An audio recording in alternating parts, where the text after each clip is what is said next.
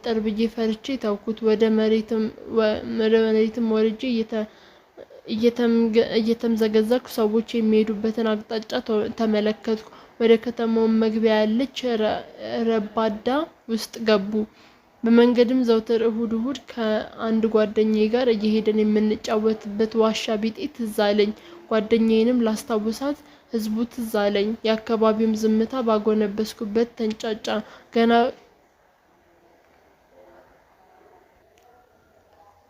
ወታደሮቹ አይታዩኝም። ታንኳ በፈረሱ ቤቶች ላይ እየተንከባለለ ይከተላቸዋል። ሰዎች ወዴት እንደጠፋ ሲል እየሰማው አንድ ሰው ከታንኳው አናት ላይ እየጮኸ አውጥቶ ወደሚቀጥለው ከተማ ተሰደዋል። ማን ነገረ? የእኛ ወኪሎች ናቸው።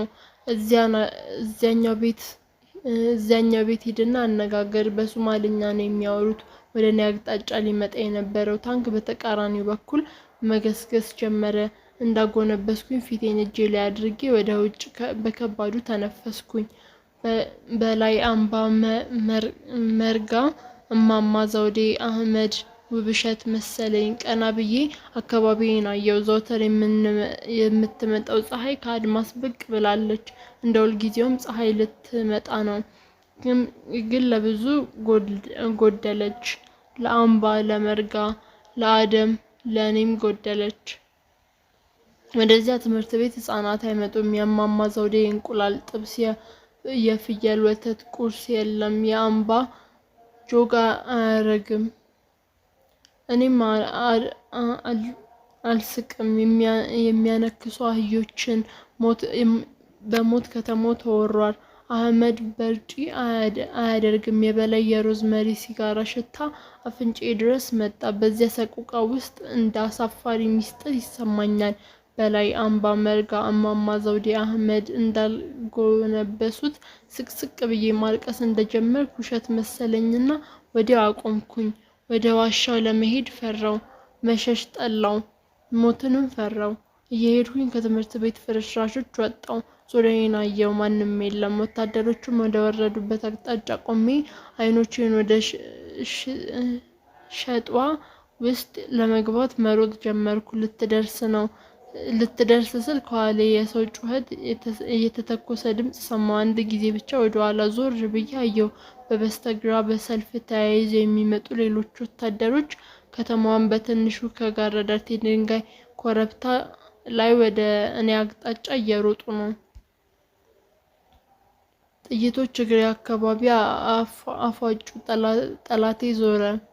ጭንቅላቴም ምን ማድረግ እንዳለበት ግራ ገባው። ወደ ቁልቁለትም ገብቼ መንደርደር ጀመርኩ። ተኩሱንም ሊያገኘኝ አልቻለም።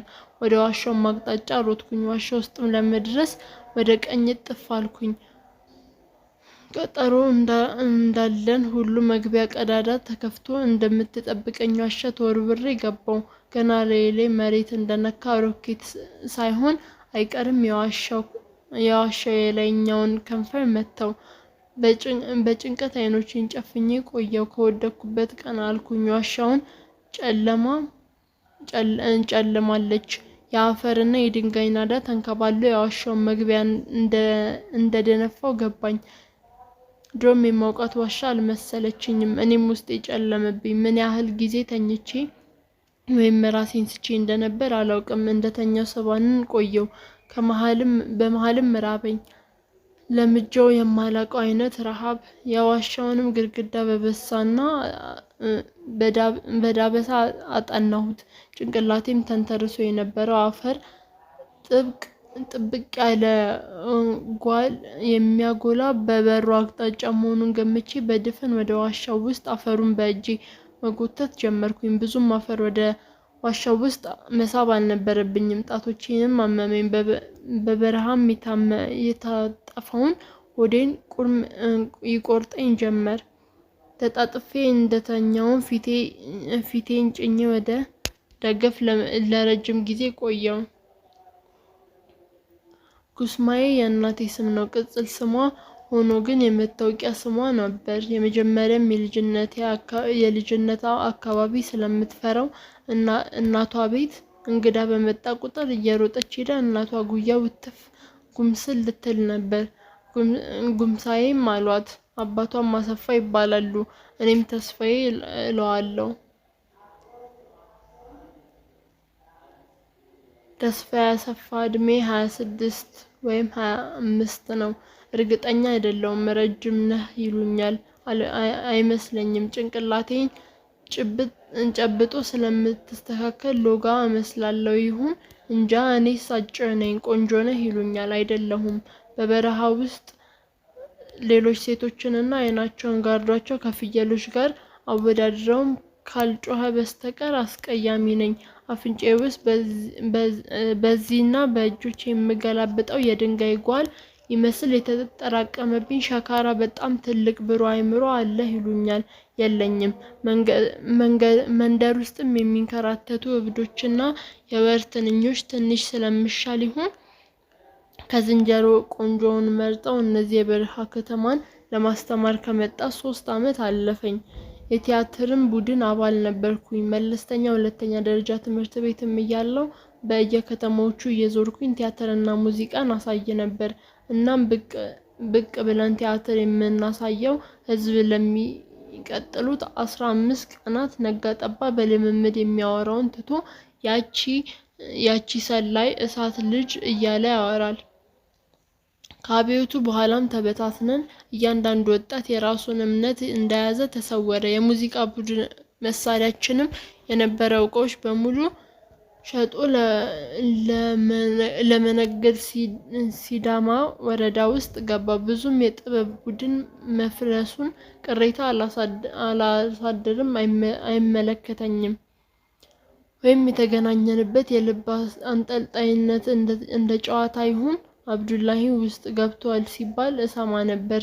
መዝሙር በኪነት ቡድናችን ውስጥ የነበረውን ዝማሬ ሶሎ ዘፈኖች ውስጥ የቅዳሴ ዜማ አስገብቶ ስለ አሰራሩ ቅጽል ስሙን መዝሙር አልነው። እናትና አባቱ ያወጡለት ስም አለማስታወሴ አይገርመኝም። እሱም ውስጥ ገብቶአልና ሲል ሰማሁት። እስክስታ አውራጅም የነበረችው ዝምተኛዋ ብዙ ወንዶች የሚፈልጓት ኢየሩሳሌም የት እንዳለች አላውቅም። እኔ እዚያ የጥበብ ቡድን ውስጥ ሸላይ ፉከራን አሰማ ነበር። ዝላይና ቁጣ ያስደስታቸዋል። አባቶቻችንና ሴትነታችንም ያስደነግጣቸዋል። ልጃገረዶቹ ወይም ሁሉም ፈሪዎች ሊሆኑ ይችላሉ። ተመልካች ፊት ድንገትም የሚወዱ ለመምሰል መሰለኝ መድረክ ላይ እየወጡ ይሸልሙኝ ነበር። እስካሁንም የማልረሳት ሴት ልጅ አለች። የራሷን የወርቅ ሐብል አውልቃ የሰጠችኝ። ከልቤ እየሳኩ ፊቴን አኮሳትሬ ጋሼንም ከፍ ዝቅ አድርጌ ጦሬን እየሰበኩኝ ቅፍ አድርጌ አመሰገንኳት። አድርጌላት መድረክ ላይ ጀርባ ከመስጠታችን በፊት ጋቢ ከመታከል ድንኳናችን መሰል ብላ ገብታ ስሟን ነግራኝ ተዋውቃኝ ስሜ የሺ እመቤት ነው አለችኝ።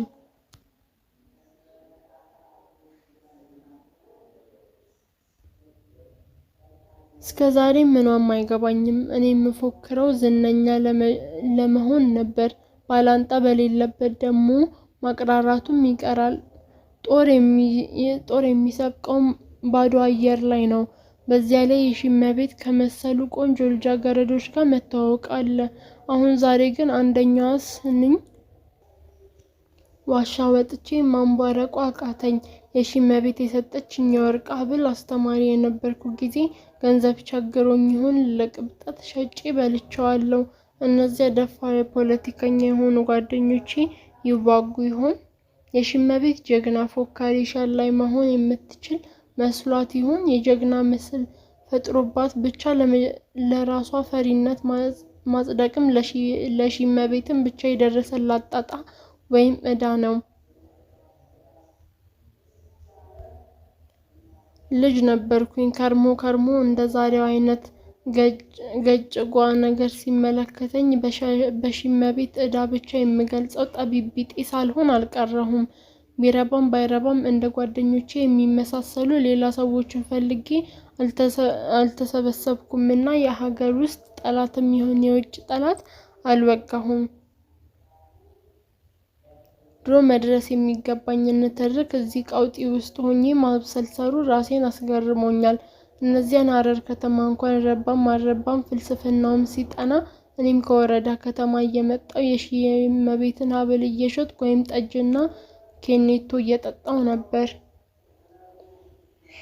የተደበቅኩበት ዋሻ ቱቦ የመሰለው ጉድጓድ ውስጥ እየተሳብኩኝ ወደ ውጭ ልወጣ ብሞክርም አልቻልኩም። ዋሻው ከአንድ ሰዓት በላይ ብርሃን አትሆንም። ጠዋት 2 ሰዓት ወይም 3 ሰዓት ላይ ነው ብዬ እገምታለሁ። አጠገቤ ከውጭ በኩል የሚርመሰመስ የሞተር ድምፅ እሰማለሁ።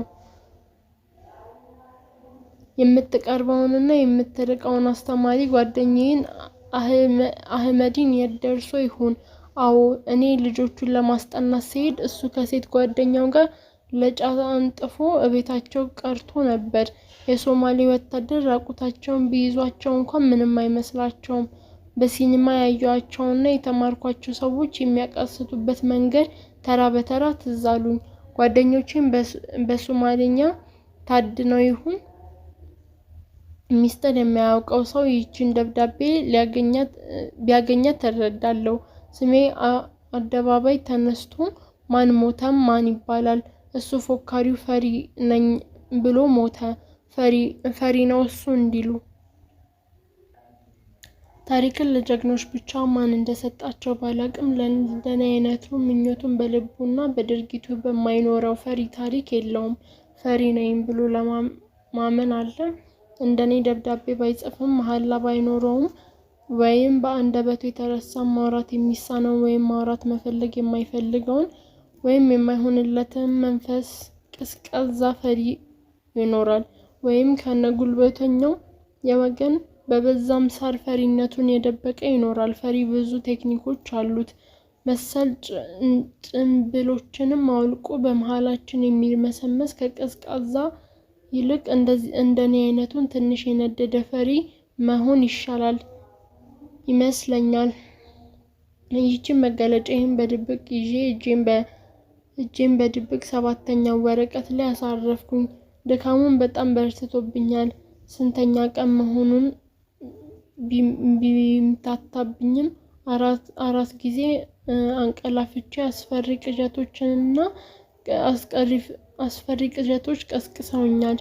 የእንቅልፍ ቅርጼ እየተለዋወጠ የመጣ መሰለኝ። መጀመሪያ ስተኛ ህልሜ ሁሉ ማሳደድ ነበረበት። ጥቁር ቀጫጭን ረጃጅም ሰዎች ሲያሳድዱኝ፣ ጥርሳቸውን ገሽልጠው ሲያስፈራሩኝ፣ እኔም የማላውቀውንና የሚያደክም ሩጫ ስሮጥ። ሁለተኛ ጊዜ የህልሜ ሴራ የመጀመሪያውን እምብዛም አልተለወጠም። ጊዜው ግን ያጠረ ይመስለኛል። ያየኋቸውን ህልሞች በዝርዝር መጥራት አልችልም። የመጨረሻዎቹን ያደፋፍሩኛል። ቢያባረሩኝም የነበሩትን ሰዎች ሳባረር ግን ተመልክቻለሁ። እነዚያን የትምህርት ቤት ህጻናት ትላንት በህልሜ ደግሜ ያየኋቸው አድገው ትላልቅ ሰዎች ሆነው የፈሰሰው ደማቸውን አልደረቀም፣ ገና ይፈሳል። እየተቀዳደዱና ዳርዳራቸውን በእሳት እየተበሉ ደብተሮች ይዘዋል። ሁለት ናቸው፣ ሙናና ደግሞ ሌላኛው ሁለተኛ ተማሪ ሙና። ሁለቱም ሙናዎች፣ ሌላ ሙና፣ ከሙና በኋላ ሌላ ሙና። ግን ሰልፋቸው አያልቅም። ከጉድጓድ እንደሚወጣ ጉንዳን ትክ ብለው ያዩኛል፣ ያልፋሉ። ምን አድርግ እንደሚሉኝ አልገባኝም። እንደ ላብ በፊታቸውና በግንባራቸው ላይ የሚፈሰውን ደም ለመጥረግ ስጋት ይሽሩብኛል። ያም ሆነ ይህ ግን እዩኝ አልፈልግም። ወደ ራሴ አየው። ራቁቴን ነው የቆምኩት። በፀጉሩ ፋንታ የጫት ጥቅልል የሚመስል ደረቅ ሀረግ ተጠምጥሞብኛል። ከሰውነቴ ውስጥ ሾክ ወደ ውጭ የበቀለ መሰለኝ። እየጮኩኝ ተነሳው። የሞትኩ መስሎኝ ነበር።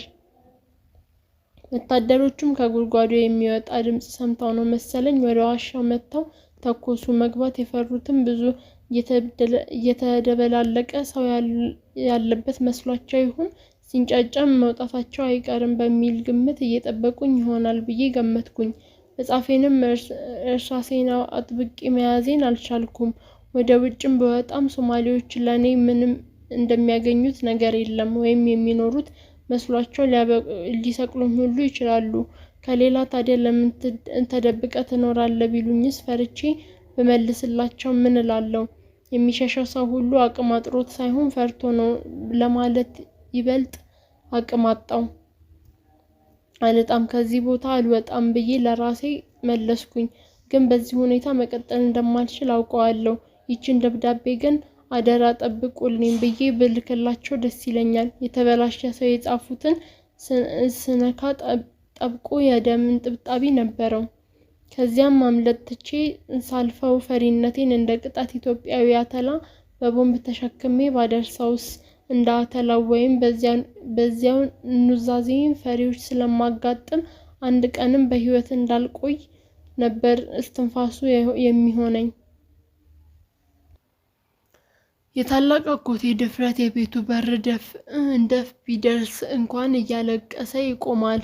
የአባቴ ፍየል ፂም ያለው ሾልኮ የእናቴ ረዥም ሻሽ ተሾልኮ መኝታ ክፍሉ ቤት ላይ ወዳጆቹን ማስገባት ይከብደዋል። ሁለቱንም ወላጆችን ይፈራቸዋል። አንድ ቅዳሜ ዕለት ግን ሆነለት። 11 ሰዓት ተኩል አካባቢ መኝታ ክፍሌ ውስጥ ፍራሽን ከአልጋዬ ጋር አውርጄ መሬት ላይ አንጥፌ ሙዚቃ ከፍቼ ሰንደል አጭሼ ጋቢዬን ትከሻዬ ላይ ጣል አድርጌ ከቀጭንና ከበድ ያለ መጽሐፍ ዘርግቼ ጫት እየቃምኩኝ አነባለሁ። በንባብ ስሜት ውስጥ እየሰመጥኩኝ እያለ በር አንኳኳ። የቴፑን ድምፅ ዝቅ አድርጌ ማን እንደሆነ ጠየቅኩት። ስሙን ሳይናገር በፉጨት ብቻ አጎቴ እሱ እንደሆነ ጠቆመኝ። ጋቢዬን ከትከሻዬ ሳወርድ እየጎተትኩት በመነሳት በባዶ እግሬ ሄጄ በሩን ከፈትኩለት። ሲገባም እንኳን አላየሁትም። በልምድ ብቻ እሱ መሆኑን በመረዳት ጀርባዬን አዞሬ ወደ ምንጣፌ ተጉዤ ገባው። ለመቀመጥም ስመቻች በጩኸትና በማይለመድ ድምፁ ስማ ዴቪችን ልጅ ታውቃታለህ አለኝ። ፍሬህይወት አለችኝ። ዞር አልኩኝ። ፊቴን በትንሹ ደፋ አርጋለች። ገጿም አቋሟም ገጿም ሆኖ አይታይም። በአንባቢም ጠረጴዛ የሚሰራጨው ብርሃን ወደ እኔ ስቦ የመጣውን እጇን እንኳን ሳያሳየኝ በአይን በብልጠት ልምጥጥ ነው አለ። ዳዊት አልኳት።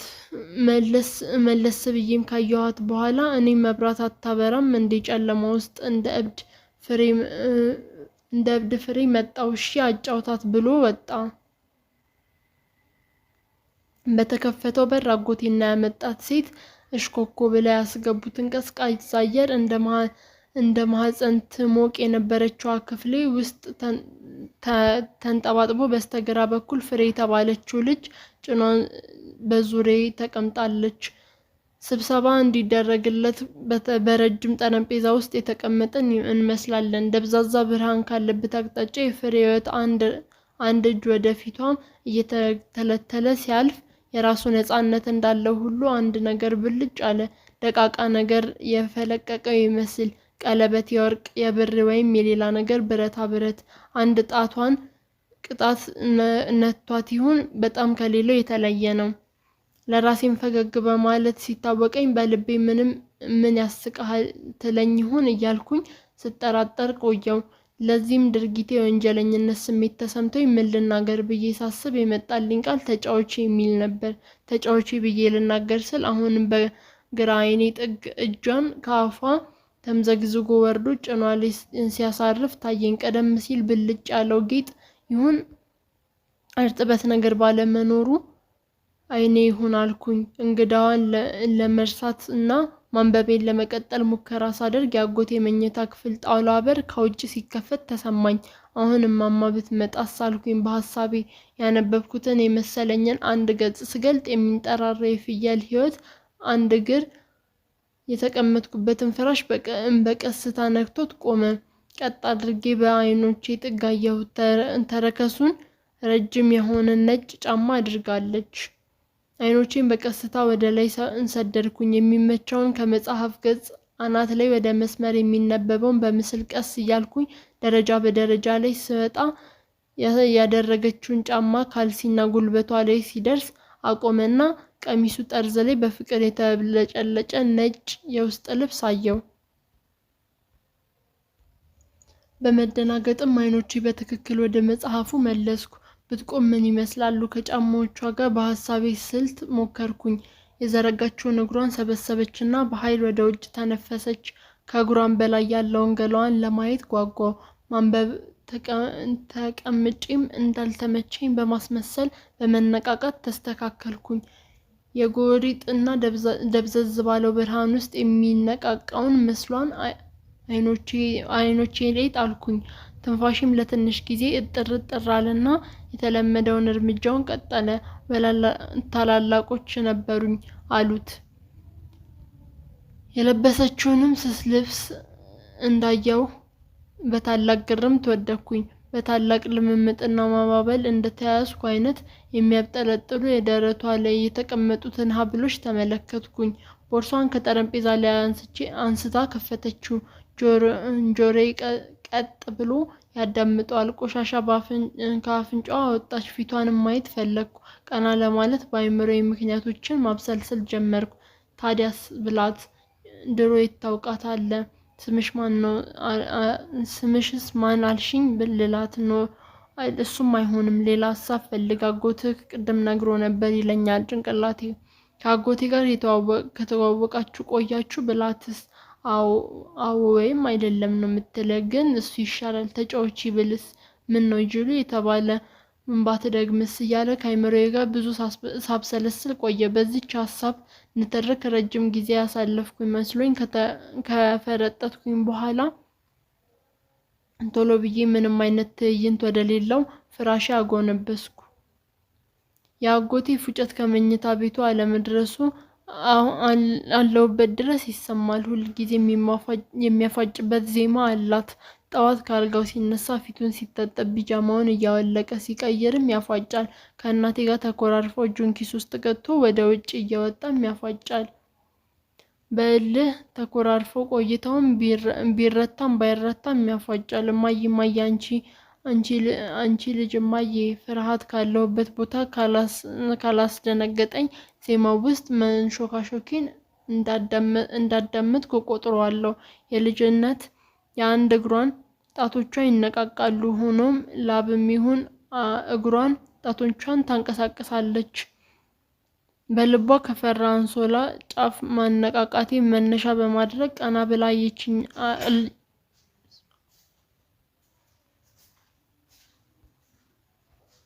ድምፁ የጠፋውን ቴፕ የምትከፍት መስዬ ከተቀመጥኩበት ወደ ፊት ተቀምጬ የምፈልገውን ከፈጸምኩኝ በኋላ ስመለስ በጨረፍታም ቢሆን ፊቷን ማየት ችያለሁ።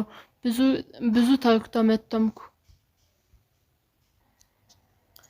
ተጫወታችሁ? ለምን ሙዚቃ አልከፈታችሁም? አለኝ አጎቴ ተመልሶ ሲመጣ። መልስም ሳልሰጠው መጽሐፌን ወደ ጎን ወርውሬ ፊት ለፊቴ ያለ ግድግዳ ላይ አፈጠጥኩኝ። ጉንጭ ውስጥ ያስቀመጥኩትን ጫት ሳላላምጠው ቆይቶ እንደጠረዘዘ ታወቀኝ።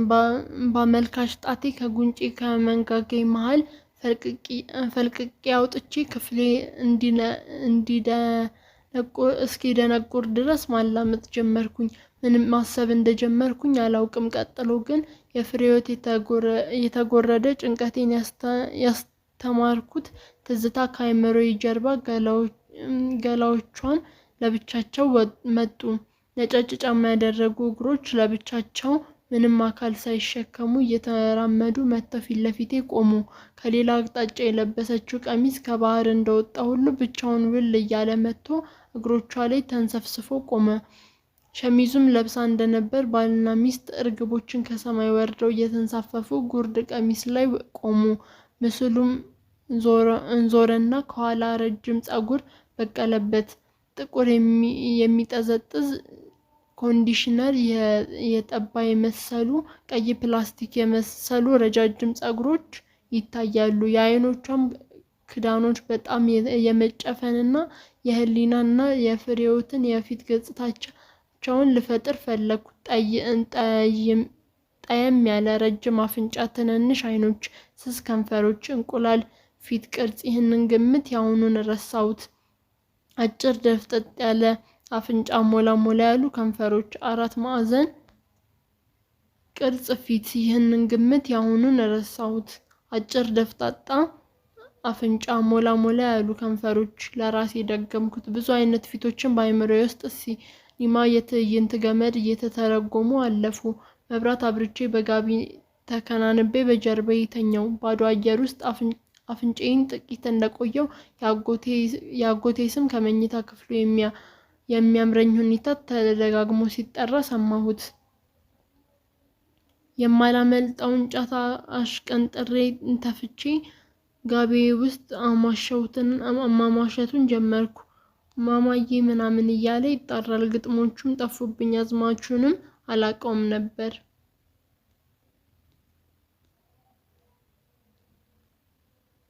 ተሻለ አደፍርስ በግንቡ ላይ በእጆቹና በእግሮቹ እየቧጠጠ መጣ። አንድ ክንድ ያህል ወደ ጎን ስፋት ያለው ቦታ ላይ አግኝቶ ተጋደመ። አጠገቡም የቆሙትን የጽድ ዛፎችና ቅርንጫፎቻቸውን እያመናጨፈ ሽብሸባ ላይ ያሉ ሎጋ እንስሳትን አስመስሏቸዋል። የግንቡ ቅዝቃዜና ሸካራነት በአንድ ጎኑ አስተኛው መሰለኝ። በሆዱም የሚርመሰመሰው ፊት ለፊቱ ተመለከተ። የአጭሩ በር መግቢያ ዳርና ዳር የተመለከቱት የደረቅ እንባ የሚመስሉ መስታወት የለበሱ አምፖሎች በዚያ ጨለማ ውስጥ በጥቁር ካባ ተሸፍነው ብቻቸውን እንደሚሳቡ የጋኔል አይነቶች ያበራሉ።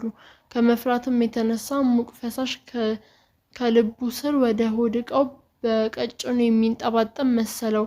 አይኖቹም እንባ አፈለቁ። በአንዳንድ የትምህርት ጊዜያት ቤት ውስጥ ጓደኞቻችን ጋር ተሰብስበን የሚያወራውን የሰይጣኖች ታሪክ ትዝ አለው። ምናልባትም የአጥር ግቢ ውስጥ ረጅም ጥቁር ፍጡር በቀስታ መራመድ መጥቶ በቆዳው እንጅፍራ ጀርባው ላይ ቢጎርሳውስ ቁጭ አለ። ከኋላው መጥቶስ የሰፊ እጆቹን ቢገላብጣውስ ቆመ። ዙሪያውን በፍርሃት እየዞረ ተመለከተ። ጸጥታ። አልፎ አልፎም ቡናና ቃጫ ጭነው ወደ ከተማ ማዕከል የሚያልፉ የወልቂጤና የሚመጡ የጭነት መኪናዎች ዝዝታ ብዙ ይሰማል። አንዳንዴም ውሾች ሪል ይጮሃሉ። ተመልሼም ተጋድሜ የድካም እንቅልፍ ወሰደኝ። እርጥብ የጥቅምት ሌሊት ከእንቅልፍ ቀሰቀሰኝ። አንዳንዴም እንደ ቀን ፀሐይ የምትወጣበት የምስራቅ ፀሐይ ነጫጭ ቀይ ሆኗል። ሸሚዞም ቁምጣውን በጠረጴዛው ላይ ረጥቧል። ዙሪያዬም ቀና ብዬ አየሁ። ቤቶቹም በየቦታው ተከፋፍተው ሲዘጉም ድምፅ ይሰማል። አንዳንዴም ማድቤቱ ይጨሳል። እንደበራ አወኩኝ። የተቀመጥኩበት ግንብ ላይ ወርዶ ብርድ ያኮማተራቸው እግሮቼን ወደ መሬቱ ሄዱ። ሰፈሩም ሲነሳ ቤቱንም ከሩቅ እየቆመ መጣ። የቤቱን ፊት ለፊት በር ላይ አልተከፈተም ነበር። ነጭ ጭስ ከቤቱ ጓዳ ይፈልቃል። ትኩስ ሻይ የሚፈላበት ነገር ማግኘት አለበት። ወደ ቤቱ ጓዳ በቀስታ እርምጃ ሄደ። እናቱም በእርምጃው ዳር ተቀምጣ ሻይ ታፈላለች። ትኩስ ንጹህ ጨርቅ የመሰሉ የበሰሉ እንቁላሎችን ተለጥፈው በነጭ ሳህን ላይ ተደርድረዋል። ጉም ያልተጉተመተመ ለእናቱ ፊት በጨረፍታ እያሳያት ቆመ። ከኋላም የከበደው ነገር እርሱ መሆኑን አውቆ ፊት ለፊቷን ሳታዞር የታደርክ ዝም ሆድህን ልትሞላ ነው የመጣኸው አይደል? ክርክሩን አይኖቹን እያከከ ምንም መመለስ እንኳን አልፈለገም ነበር። ይህ ነገር በከንፈር ሲመጠጥ ሲሰማ አንጀት ውስጥ የተደበቀውን ውርደት ሳያስፈልግ ይቀሰቅሰዋል። ሊሸከመው የማይችለውን እርግማን ይሰማዋል። በመደናገጥም እርዳታን በመጠየቅ በመውደቅም የሳቀችበት መሰለው። እየሮጠ መጣ። በእግሩም ወደ ካርቶን ዝፍርጥ ብሎ የተቀመጠችዋን የእርሷን ፊት ለፊት ነጫጭ ነጠላ የተከናነቡትን 3 ሴቶች እግሮቻቸውን ወደፊት ዘርግተው የተረጨ ወፍራም ፈንዲሻ መስለዋል። መነሻና መድረሻ የተሳካ በአጋጣሚም የተቆላለፈውን በአጋጣሚ የሚለያየውን ተዋረዱ። የተሰወረ ፍሬ የሚደበዝዙ ቆይተው አንዷ ሴት በአንድ ድንጋይ 2 ወፍ ለመምታት ያህል ለወሬ ትኩስ ለመስጠት ስለ ሴትዮም ወንድ ልጅ ለማንሳት አንድ ልጅ ማሳደግ የከበደሽ ነሽ ልትላት ጉንጉኗን እያከከች ወደዚህ መጣች። ልጅሽ የት ሄዳ? አሁንም የምትቆጩ አንቺ ነሽ አለቻት። እናቱም ብርቱካንም ተቆጥታ ከርሞ የተቀመጠውንም መልሷን መናገር ጀመረች። ስንት ጊዜ ልቆጣው? ሴት ሆኜ አጥብቻው አልብሻው ምን ልበል እንደገና?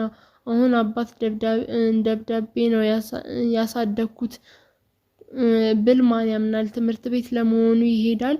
ለወር ያህል ይሄድና አያውቀውም።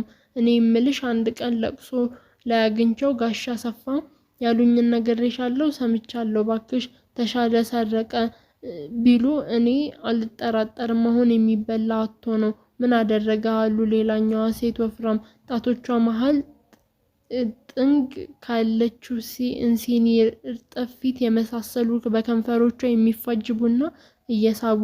ለወሬ እንጂ የቡና ቸልተኛ ናቸው። ምን ሊያደርገው ነው አሉ አንደኛዋ። ሶስተኛዋ አሮጊት የተሻለ ድርጊቱን ሳቅ ባለፊታቸው ላይ አምጥቶባቸዋል። ሆቴል ሄዶ ርካሽ ሸጦ ፖለቲካ የመሰለ ነገር ጀምሯል መሰለኝ አለች እናቴ። ጆሮአቸው ላይ የተንጠለጠለባቸውን ጉሊት ጉንጫቸውን ሊያርፉና የቀኝ እጃቸው ጀርባ ላይ ድፍን ክብ ንቅሳት ተጠርቁሶባቸዋል። ለአስተማሪ መንገድ ነው ለመሆኑ ያምራል አሉ ጥያቄያቸው በአማርኛ እንደጋግመው። ወፍራሟ ሴትዮ ከሲኒው ስር የቀረውን የስኳር ደለል አንጋጠው እየጠጡ። አስተማሪዎቹም ምን ሊያደርጉለት የገዛቸውን ደብተሮች ትሸጣለህ? በበነጋታውም ያን እርሳስ ጭቃ ቀለም አንድ ቀን እንኳን ሳያሳድር እብድ እኮ ነው። አንዳንዴ የት እንደሚያደርሰው እንኳን አያውቅም። አስተማሪም ይመልሰዋል። እሱም ሰራዊት ክቡር ዘበኛ አይችልም። ለእርሷም በከንፈሯ መጠጠችና እርሱ ስነ ስርዓት የሚያውቅ አይደለም አለች። እንደገናም ደጋግመሽ ንገሪው፣ ለዳይሬክተርም ቢሆን ይሻላል አሉ ወፍራሟ ሴትዮ ቡና እንዲጨርስ ሲኒያቸውን እንዲጨመርላቸው ሲኒያቸውን ረከቡቱ ላይ መልሰው። ከገዛውለት 5 ደብተሮች ያቺ ናት የቀረችው አለች ጠረጴዛ ላይ። ከዛም ወደ ወለል ለመውደቅ ኩርምት ብላ ያለችዋን አየር ላይ ተንጠለጠለችዋን ደብተር እያሳየች እኔ የማደርገውን የኪራይ ገንዘብ እየለቀምኩ ነው። እንደ አባቱ እርኩስ ነው። ለቅሶም እንደሚቸግራቸው አይነት ንግግሮች አቁሞ ራሷን ደፋ አደረገች። ሁለተኛ ቡና ላይ ነን አሉ ወፍራሟ ሴትዮ ርዕስ ለመለወጥ ቁጥር ባይፈጥራቸውም። ለትንሽ ጊዜ ዝምታ ነገሰ። የብርቱካን ሁለተኛውም ሞገስ ልጅ የተሻለ ትንሽ ወፍራም ወንድ ልጅ መሆኑ ነው። ድክ እያለ መጥቶ እግሯ ስር ተቀመጠ። ወፍራሟም ሴትዮ አዲስ የተላጨ ጭንቅላቱን እየነካካች ይቺ እናት ናት እንደምትለው ዳግመኛ እንደማይቀበል አድርጋ ከእግሩ ስር የተላጨውን ጉንጯን አስታረቀችው። ብዙም የአርስት መራራቁን ወሬ የሚገመት ባይመስልም የመሰላትን ጎራዳ አፍንጫውን እየነካካች ምንም ማድረግ አይቻልም፣ ልጅ ይሳሳታል፣ ሰማሽ፣ ልጅ ካጠፋ ደግሞ ያውም ወንድ ልጅ አሉና ወፍራሟ ሴትዮ በተከፈተው በር ወደ ውጭ እያዩ የሱ ናቸው የለውም። እረ ሲወለድ አስጨንቆኝ አሁን ደግሞ ያቃጥለኛል፣ ይሙት አሁን ሳልታገስ ቀርቼ ነው አለች ጀበናዋን የፈላውን ውሃ እየሞላች። ወደዚህ እያወሩ እያለ አንድ ጥላሞት በቀስታ እየተሳበ መጥቶ በሩ አጠገብ ቆመ። ብርቱካን ጭኗ ላይ የተቀመጠውን እሷን የሚመስለውን ሁለተኛ ልጇን አቅፋ ጎራዳዋም ሴት አናቷን ቀስ አድርጋ ግድግዳዋ ላይ የተሰቀለውን ፎቶግራፍ ትመለከት ነበር። የእሳት አደጋ ልብሱንም እንደለበሰ ነው። የሰውየውም መልክና ሁኔታ እንደመሰጣት ሁሉ ለረጅም ጊዜ አይኗን ከሰውየው ላይ አልነቀለችም። የወሬም ቀስቃሽ የበለጠ ትኩረት እንደሆነ የገባኝ ያ ይመስለኛል። የድሮ ባልሽ ቆንጆ ነበር አለቻት። አትኩሮም አጢና ወሬ ቀስቃሿ ሲጠፋ ያኔስ እቴ እኔስ እንዴት ነበር ማምሮ እያለች በአባቷ ፎቶ የምታለቅሰዋን ወዳጄ መሰለሽ እንዴት ተሻለ አባት እንዳለው ቢያውቅስ አልተረዳውም እንጂ አሁን የት ነው ያለው? እንጂ አባቱ ተጣልታችኋል እንዴ? ለምን እንጣላለን? አንቺ ደግሞ ምንድን ያለፈ ነገር እያነሳሽ የምታበሳጫት? እንደዛ እኮ ጉድ ነው። እናንተ አሁን ምን ይባላል ብለው ወፍራሟ ሴትዮ አቋረጧት። ውይይቷን የሚያቋርጣትን አትወድም ነበር ግን አንተስ የማን አለችው ቀይ ጎራዳ ሴት አጎንብሳ ብርቱካን ወዳለችበት አቅጣጫ እየተመለከተች። ኦ ወደ ወፍራሟ ሴትዮ ቀደም ሲል ቁጣ ያቋረጧትን የዳይሬክተሩን ጉዳይ ተመልሶ እንደማይወራ እየገመተች ሴትዮዋም የደነገጠች ያፈራች አልመሰለችም። ከመሃልም አንዴም ማመን አንተን ወደ ወፍራሟ ሴትዮ በር አጠገብ ሳይንቀሳቀስ ወደ ቆመው ጥላ እየተጣመዱ ሄዱ። ተሻለ የፊቱን በከፊል አሳይቶ ወደ ኋላ ተመለሰ። ና እንጂ ምን ትሰራለህ አሉ ከተቀመጡበት ወለል ላይ ለመነሳት ምንም አየር እንኳን ሳይወስዱ። ልጃቸው ተሻለ ነው አሉ ወፍራሟ ሴትዮ አለመግባቱን ሲያዩ ከተቀመጡበት ተነስተው ወደሱ ሄዱ። ና ልጄ ና ቤታ አይደል ራሱን እያሻሸ እጁን እየተጉተረተረ አስገቡት። እናቱ ደብቀ የነበረውን ከአፉ ጀርባ የቀዳዳውን ስር የሚፈልገውን ቁጣን ገነፈለባት።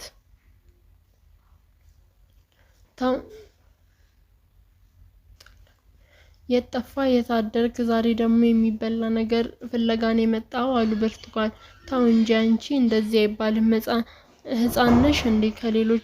ከልጅሽ ባሽኮና ልጄ ምሳህን እስክትሰጥ ድረስ ና እዚህ ቡና ቁርስ ቅመስ አሉት። ወንበር ላይ እንዲቀመጥ አድርገውም ተደራርበው የተኙትን እነሱ ሲቀመሱባቸው ከነበሩት ደረቅ ስንዴ ቂጣዎች ቁና ላይ አድርገው አመጡለት። አትናገርህም? የሆዱንማ ይሁን የታደርክ መብላት የጀመረውን ዳቦ የሚነጥቀው ሰው ያለ ይመስል ሚስጥሩን ማውጣት ነበረበት። እናቱ ሚስጥሩን ስትሰማ የባስ ከተናደደችበት አለመስማማቱን የሚገልጸው በአፉ ንቅናቄ ነበር። አፉም ውስጥ የከተተውን ጉርሻ ማላመጥ አቁሞ ጉሮሮ ደረቀበት። እላዩ ላይ ተንኮል ነው እንጂ ይሄማ እያለ በውስጡ እያሰበ ብርቱካንም እንዲህ አለችው። ጎራዳዋ ሴትዮን ብርቱካንን የምትገላመጥበት አንድ ነገር እንዲኖራት ከተሻለ ድንጉጥ ሁኔታ በመገመት በጉጉት የሚሆነውን ትጠብቃለች። ብርቱካንም በቀላሉ ራሷን ማዋረድ ስለማትፈልግ እናም ስለማትችል የተሻለ መውደቅ የራሷን መውደቅ አልመሰላትም ነበር። በእርሷም የተሻለ መሃል ግን አድካሚው ግድግዳ አለ። ይህን ግድግዳ ማንም